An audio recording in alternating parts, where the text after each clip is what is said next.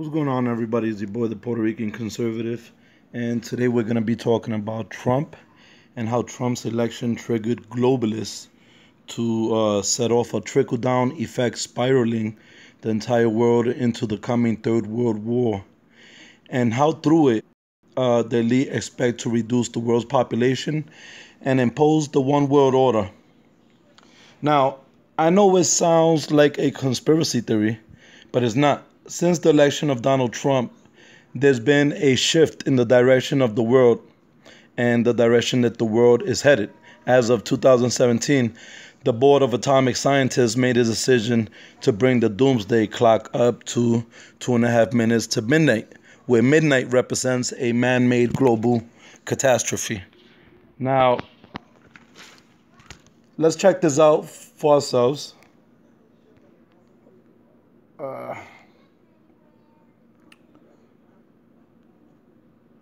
Let's type in Doomsday Clock.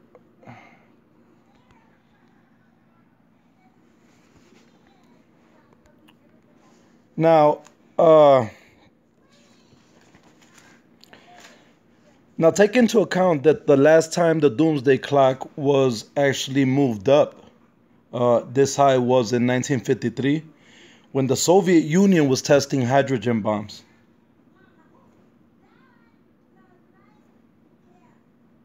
We can check this out ourselves.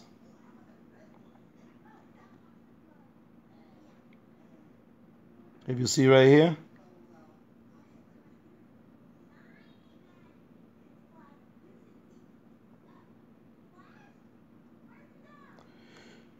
Now, then you have to ask yourself, how can we compare the testing of hydrogen bombs to the election of Donald Trump? Well, according to the original description detailed by the Board of Atomic Scientists, it was because Donald Trump had installed a sense of nationalism worldwide. But since talks of globalism are now spoken about negatively and have become taboo, since 2017, it has since been edited through Wikipedia. So let me backtrack a little bit. The good thing about the truth is that no matter how hard they try to hide it, its light always resurfaces. Now, if we bypass Wikipedia and most of the sites favored by Google's biased algorithms, we should find a more credible form of truth. So let's look for Trump doomsday nationalism. That way we can tell the algorithm what to do.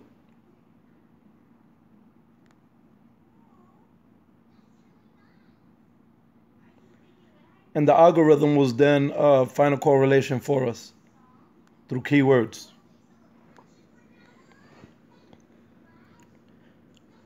Now, let's highlight the word, that word for a minute, nationalism. Why would rising nationalism worldwide be a contributing factor in a global catastrophe?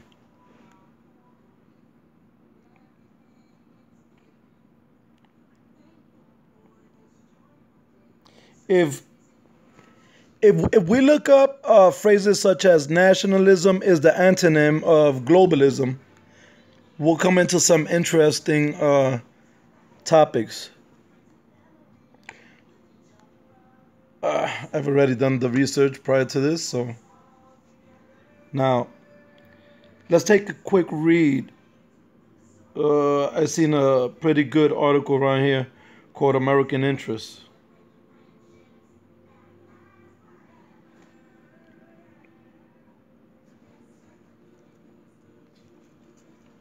So let's take a quick read of American Interest in order to get an example of the difference between nationalism and why nationalism is the antonym or the opposite or the opposition of globalism. And this will in turn give you a basic understanding of how Trump, you see they have pictures of Trump there because ultimately he contributed to nationalism. We can see this in Brexit. We can see it in a lot of movements arising throughout Europe. He reinstalled, he revitalized something that was already there. Something that was shut closed because of the stigma that was associated with the Nazi Party because they represented National Socialism, not nationalist, which is semantics, of course. So if you go through all this, you realize that that the difference between nationalism and globalism is that nationalism focuses on a national economy and globalism focuses on the global economy. So the better good sometimes in the eye of the ant is not usually the better good because the ant gets stepped on.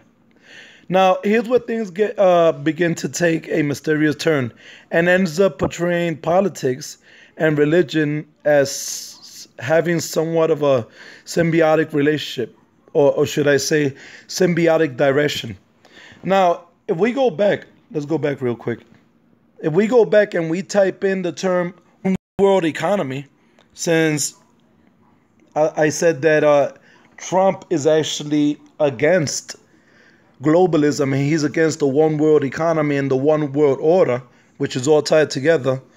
You want to corroborate an idea, you have to backtrack it and find out where the original idea came from. So I'm going to go ahead and type in one world economy or one world currency. If you look at what comes up on the one world currency, you notice that it is the United States dollar. You realize the aspects of the one world order are already in process in the form of the world economy or the global economy powered by free trade.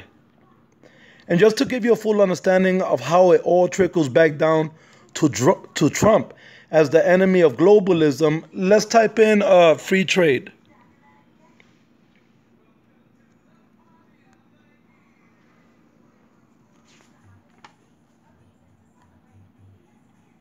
So,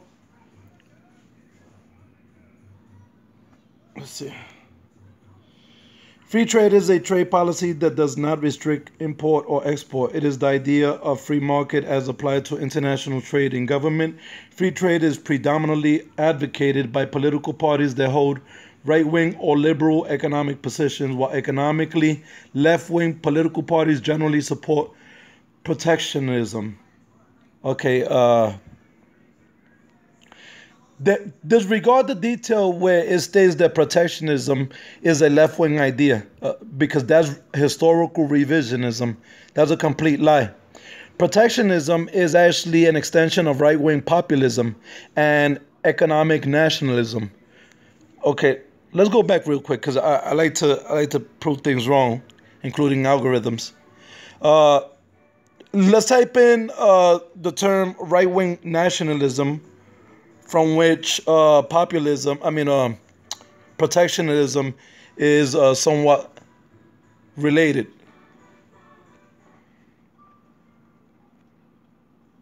Now, in Europe, from where it extends, it says, in Europe, right-wing populism is an expression used to describe groups, politicians, and political parties generally known for their opposition to immigration, mostly from the Islamic world, and in most cases, Euroscepticism.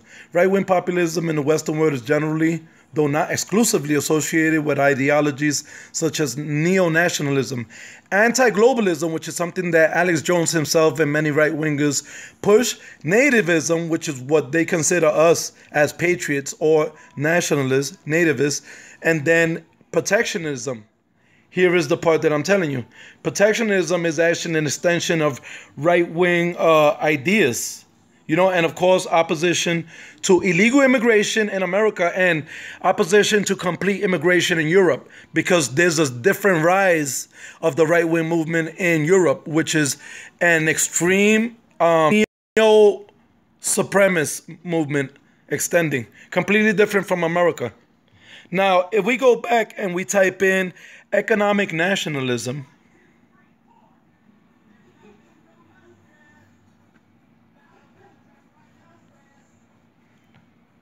we can then utilize that and read it in order to corroborate the fact that it all extends from protectionism. You can even see protectionism as a somewhat synonymous topic on the bottom, where it says people also search for. Economic nationalism or economic patriotism refers to an ideology that favors state intervention in the country with policies that emphasize domestic control of the economy, labor, and capital formation, even if this requires the imposition of tariffs and other restrictions on the movement of labor, goods, etc., right? So here's the key word, tariffs. We all know that Donald Trump had to had to, once again, I tell people, had to impose the steel and aluminum tariffs, because on the same day that he signed the steel and aluminum tariffs, which brought up steel by 20% and aluminum by 10%, the Trans-Pacific Partnership was consolidating their agreement through the new Trans-Pacific Partnership. You understand? So this was necessary for the protection of the country, and through this we created an economic nationalist movement which believed in protectionism. This is how everything correlates with one another. Now, if you notice, nationalism is synonymous with protectionism, proving that it is not a left-wing idea, but instead a right-wing. Now that we've cleared that up, let's type in Trump and protectionism, since we're already on the topic.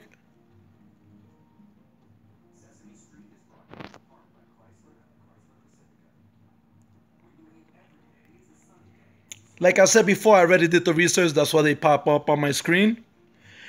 Trump protectionism will then lead you to information explaining why Trump is in the middle of trade war with China, imposing tariffs on European trade partners, and why he withdrew from the new Trans-Pacific Partnership, which gave his 10-member countries an advantage in the trade market over other countries, as well as why we're also having problems with NAFTA. And is ultimately because even though the global and national economy gets better, middle-class jobs are being shipped elsewhere, and middle-class income is gradually declining, which is the reason that only after Donald Trump came into power, our unemployment dropped to the lowest in the Hispanic American community. It dropped to as low as 2.6% of the entire Hispanic American population, less than 4.2% of the African American community, and of course a historic low for America in general. So Trump protectionism would then, and what this proves is this: that if the nation continues to ship jobs elsewhere, this is going to contribute to economic nationalism. This is going to stir up the flames of and revitalize nationalism and protectionism and stir anti-globalist sentiment. Now, the question remains, why is globalism the goal for many elite and politicians? And the answer is simple: absolute control. Now, as an analogy, the Bible explains the same concept: the desire of man to consolidate power to the point where that power grows beyond that man's ability to control it. Now, for the next phase, what we're going to do is we're going to look at the book of Revelation, chapter 13. And as I said before, we can utilize this to show how politics and religion appear to have a symbiotic goal, purpose, or a symbiotic direction towards where they envision the world to be headed towards in a symbolic, numeric, and almost accurate form. Now, let me type in Revelation 13 because I'm getting too yappy. Now, as everybody knows, Revelation chapter 13 evolves around the apocalypse, or the end of the world. It also mentions a beast whom a lot of religious groups depict as an actual demon with 7 heads and 10 horns. But if we decipher the symbolism of the beast, sorry about that, the symbolism of the beast, using symbolism that's already found in the Bible, then you realize, like I realized a long time ago, that the beast is not an actual physical beast, but instead the beast is actually just a symbol for a rising kingdom. Now, in order to corroborate this, first I'm going to highlight the fact that it is talking about a beast that rise up out of the sea with 7 heads and 10 horns, and upon his horns 10 crowns, right? Now what we're gonna do is, in order to corroborate that, we're gonna go back to the book of Daniel, chapter 7. And like I said, you don't have to be religious to look at this through a numerical point of view and through a symbolic point of view. Now, if you read the book of Daniel's, it'll tell you that Daniel already had this dream. And when Daniel had this dream, let's go to as and the same symbolism behind Revelation 13. If you notice right there. So then we can draw the conclusion that the symbolism that is depicted in Daniel's chapter 7 is also in Revelation chapter 13. As it states, the beast represents a kingdom and a horn, a king. So then if we go back to Revelation 13, symbolically represents the rise of one kingdom or one world order with 7 heads, which represent the 7 continents, if you think about it, and 10 horns, which represent the 10 geographic regions in the world, or the 10 regional powers, which a lot of people are not familiar with. So I'll go ahead and validate that by informing you guys and just I did the research beforehand for you guys. So as you can see, the 10 geographic regions of the world. So because we only have 7 continents, and amongst those 7 continents we have 10 geographic regions, then we're talking about the one-headed beast with 7 heads and 10 horns. We're talking about the one world order with 10 geographic regions of the world within the 7 continents: Africa, Asia, Caribbean, Central America, Europe, North America, Oceania, and South Africa. Symbolically representing the rise of one kingdom or one world order with 7 heads representing the 7 continents, and the 10 horns representing the 10 geographic regions in the world, or the 10 regional powers. Now, let me backtrack a little. So now that I've made a direct numerical connection between the Bible's 7-headed beast and the 7 continents, as well as the 10 horns and the 10 regional powers, we can understand where globalism, representing the one world economy, is seen as a threat by both religion and politics. And just to give you some extra data on a biblical analogy that echoes present-day political views in Revelation 13. Let's go back in. We can go to Revelation 13, verse 16 through 18, and we'll notice that it speaks about a form of currency that will be created, that will be required by everyone, both rich and poor, to possess it for either purchase or to sell or to buy, etc. So basically you won't be able to do anything with it. It's going to be a form of currency. And the currency or as it says there, the mark of the beast will be represented by 666. Now let's go ahead and type in one world currency, since we're talking about it anyway.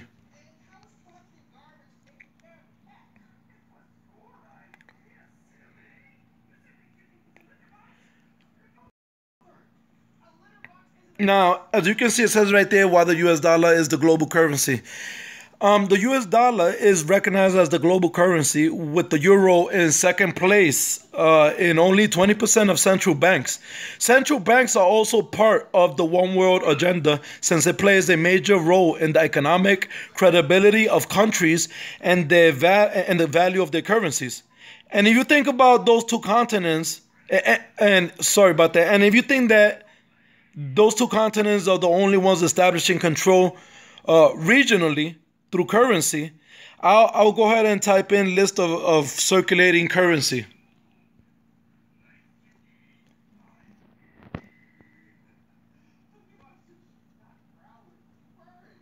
The material so that you understand where it's found. Now, by establishing a regional currency in the same way that Europe established the euro dollar, in the same way that all American states, including their territories, Puerto Rico, Ecuador, outside of U.S. territory, and Chile, also circulate the U.S. dollar. Then you can understand how we empower the dollar. Now, Africa has the rand, I believe, right? Let me see. African currency. So the Africans have their currency for like dozens of countries together. Then you have then the the North America has the dollar, which is also circulating in Europe. But ultimately, one is recognized as the world currency, and that's the U.S. dollar. Now, to steer for a minute, many of you might be asking why America, and what does America have to do with the 666? So I'll take what can easily turn into an hours-long explanation and try to simplify it. America became exceptional by undoing something that God did. Once again, this can be used as analogies by people who do not believe in God or religion. Now, in Genesis,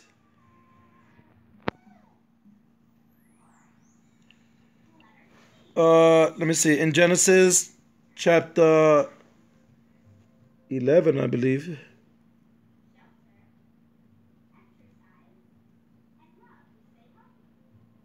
verse 1 through 9.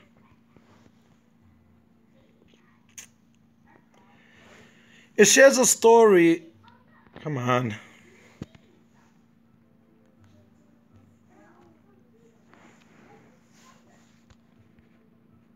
Now, if anybody remembers the story of the Tower of Babel, it shares a story about a people who tried to build a tower that could reach the heavens. So according to the verse, God became angered and he destroyed the tower and separated the people into different languages.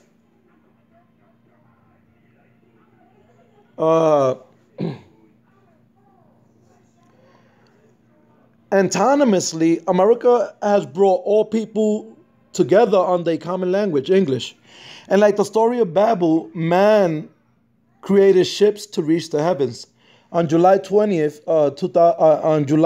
sorry about that, 1969, the Apollo 2 was launched.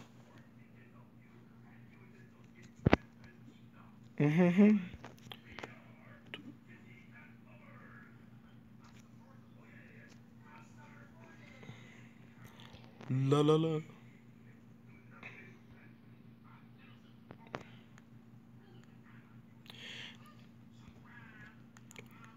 Now, as everybody knows, the American Revolution happened in 1776.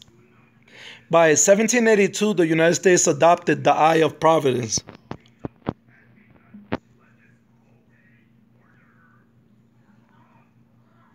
Okay, let me type it for the name.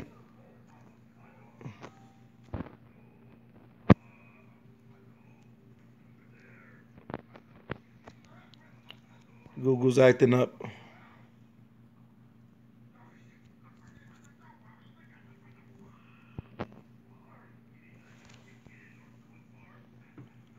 Now, if you recall, this is the symbol that's behind the dollar bill.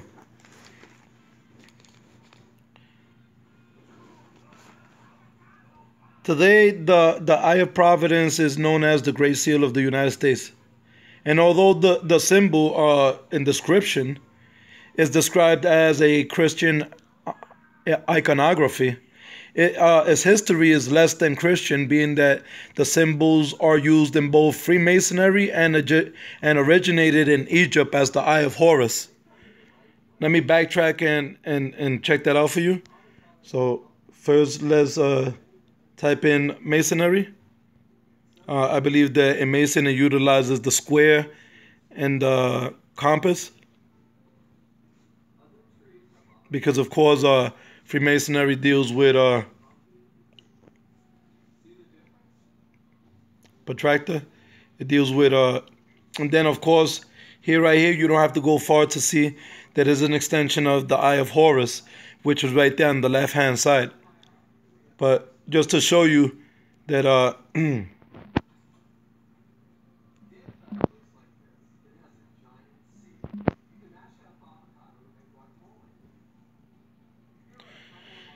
was the ancient Egyptian sky god who was usually depicted as a falcon, most like a Lana or peregrine falcon. His right eye was associated with the sun god Ra. The eye symbol represents the marking around the eye of the falcon, including the teardrop marking sometimes found below the eye. See? So it's basically the same extension. So then we have to ask ourselves, what does the eye really represent? Well, according to historical material, the all-seeing eye actually represents Luciferians, self-proclaimed light bearers, or a symbol of illumination, or the Illuminati. I want us to go back into the Wikipedia symbol that is, of course, directly located behind your dollar bill, and for us to make some quick observations about this dollar. Now, let's take a minute to observe the symbolism that's contained within the all-seeing eye in order to corroborate that it's not the all-seeing eye of God, but instead the all-seeing eye of Lucifer. I know it sounds weird, but Lucifer actually means light bringer or light bearer because it extends from ancient Roman mythology and stuff. First question, what is Novus Ordo Seclorum? What does that mean on the bottom? Novus Ordo Seclorum. What it means is that a new order for the ages. So basically, we got to ask ourselves, here's the corroboration right here. Thus, the motto Novus Ordo Seclorum can be translated as a new order of the ages. It was proposed by Charles Thomson, the Latin expert who was involved in the design of the Great Seal of the United States. Now, what does the new order of the ages mean? What it means is that this is a new order of the ages, which means that it's always been here. It's an ancient order with a new order. So it's an ancient fraternity with a new order. Sorry about that. And if you want to go a little bit deeper, you can actually even correlate it symbolically and geometrically with letters that show you a lot of weird stuff about the geometry of it.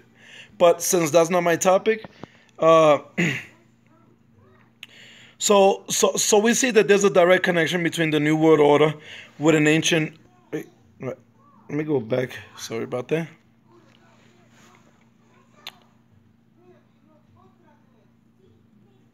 Matter of fact, I'm not going there. I'm going to the OC9.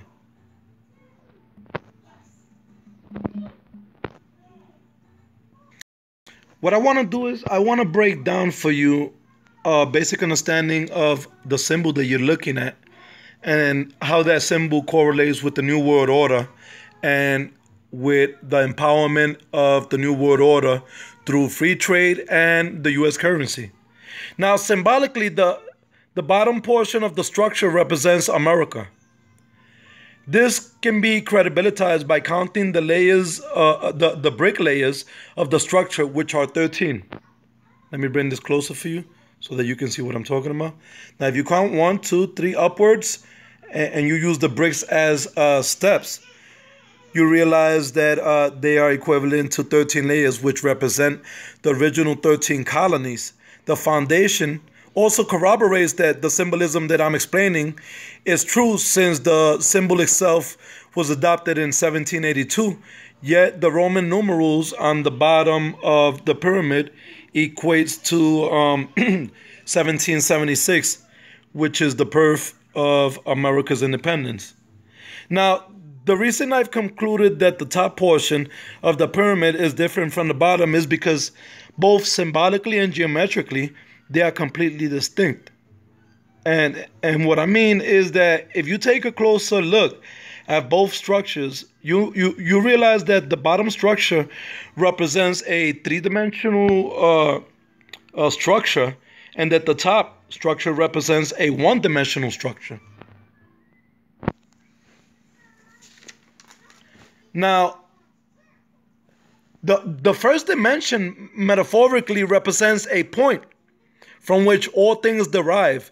So then, in a symbolic sense, the bottom portion represents the physical world because it's three-dimensional where we live, and the top portion represents the spiritual world, which seems to somehow align, bringing us back to the alignments I made earlier between politics and religion. Now, just look at the edge between the three-dimensional figure on the bottom and the one-dimensional figure on the top. And in order for me to corroborate that that one-dimensional figures represents the starting point of something, let's go ahead and type in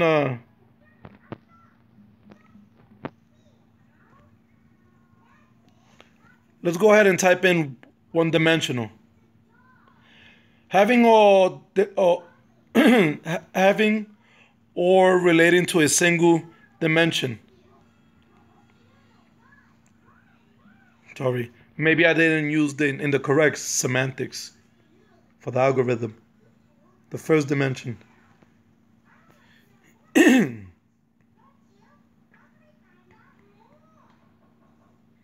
Now, if you look at what it means, the first dimension is a point.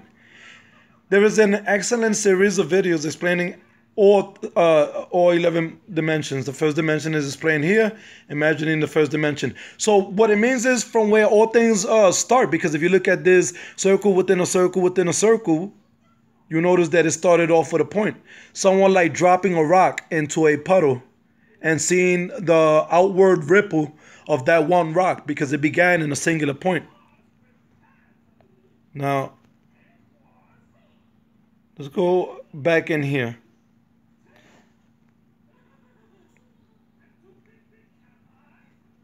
Because I want to expose a little bit more details before I move on about the supposed eye of province.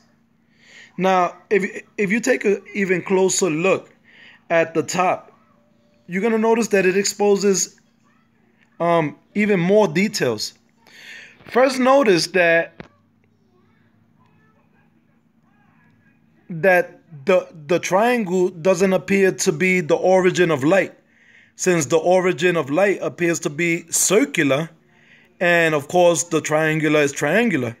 Therefore, if it is not emitting the light, then instead it is playing the role of obstructing that light and seeking its own form of light. If symbolically you take an even deeper look into the eye, because I'm trying to really break down the symbolism of this.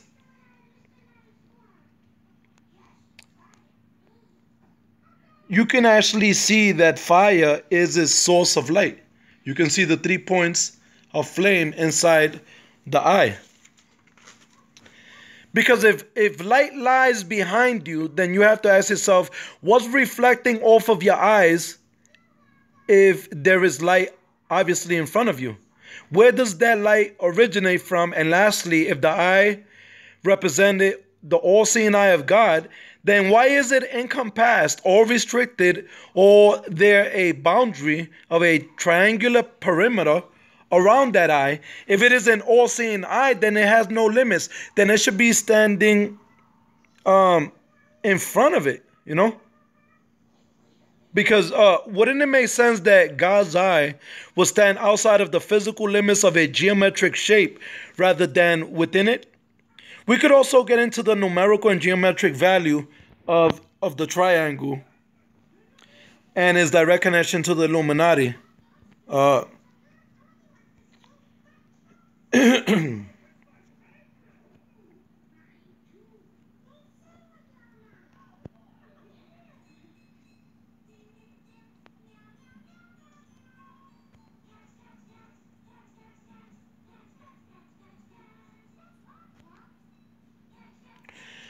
Sorry, I got caught up. um, of the triangle. But what I'd rather do is I'm gonna save that for another day, since this video is more about Trump and why he has become a threat to globalism and the one world order. Now, as everybody knows, Europe is in chaos. Wait. Migration. Europe is facing a migrant crisis, purposely forcing diversity and racial integration in Europe. And the sole purpose of this is ultimately just to inflame and through it sustain racist sentiments. And through it they can also create forced integration laws that inflame how people feel about Muslims, who ultimately still represent 1/4 of the entire population. Now, we can even Google these facts. Forced migrant laws are being put in play in Europe and other areas. We also have China looking towards South and Central America to expand their influence.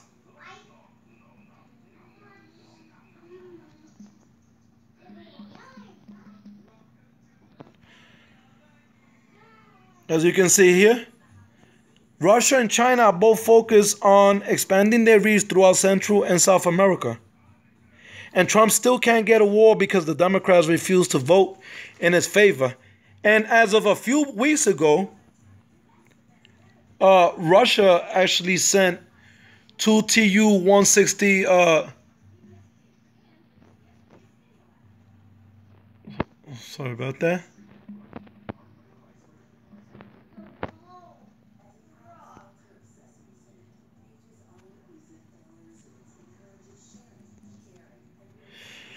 So now if you notice over here, let's see what we can look at.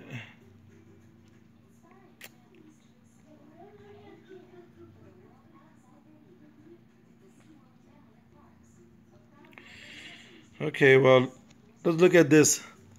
Now, as of a couple of weeks ago, Russia sent 2 Tu-160 bombers to socialist. Let's back up a little bit. Let's see what ABC is saying. Maybe they can be a little bit more detailed for you guys.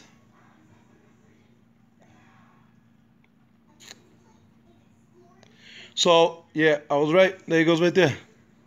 So the Tu-160 is capable of carrying conventional or nuclear-tipped cruise-style missiles with a range of 5,500 kilometers or 3,410 miles. Such bombers took part in Russia's campaign in Syria, where they launched conventionally armed Kh-101 cruise missiles for the first time in combat. Now, 3,410 miles, right? 3,410 miles. Now let's see how far is Venezuela from the United States.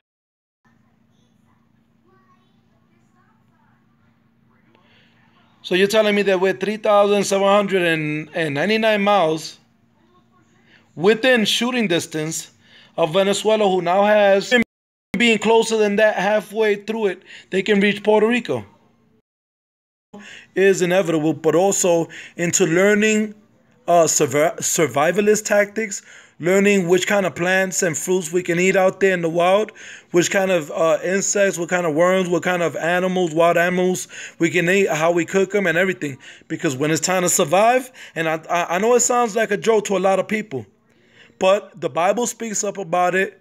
Politics is definitely focused on it. After Donald Trump came into power, you know, you can't hide certain things. You can't hide certain things. When Trump came into power,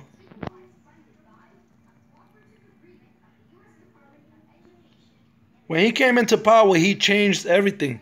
He changed the plans. Look, Doomsday Clock ticks 30 seconds closer to midnight thanks to Trump. They're giving him credit. Nationalism is the antonym of in their power to utilize civil rights movements such as the migrant caravan such as the migrants going into Europe, such as all this to inflame Europe back into war, to inflame America back into war. Civil unrest ultimately leads into war because it leads into stricter policies that ultimately render rights and ideas that we once thought were general human rights to become obsolete. With that being stated, everybody, stay safe, stay informed, God bless, and you already know, stay alert.